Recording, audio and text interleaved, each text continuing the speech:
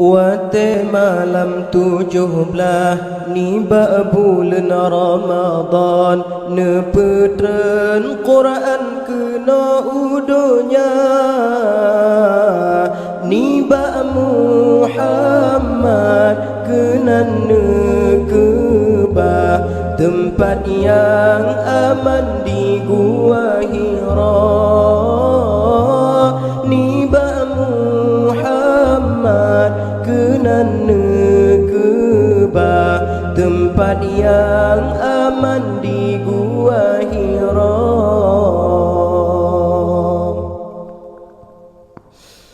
Karena Qur'annya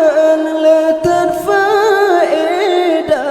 petunjuk arah jalan yang takwa kepada manusia, bahwa tandana Allah yang pejut langit bumi dalam Quran nyata kalan nyata, bahwa tandana Allah yang pejut laut darat ban sigom do nyata kalan nyata.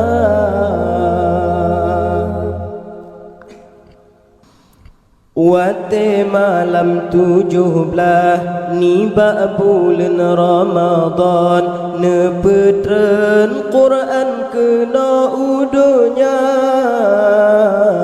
ni ba Muhammad kena nekeba tempat yang aman di gua Hira ni ba Muhammad kena nekeba tempat yang aman di gua Hira.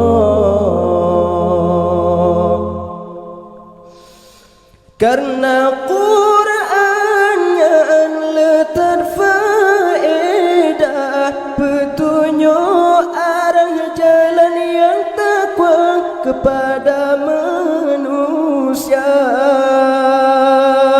bahwa tandana Allah yang pejut langit bumi dalam Quran nyata kalan nyata, bahwa tandana Allah yang pejut laut darat ban sigom do nyata kalan nyata.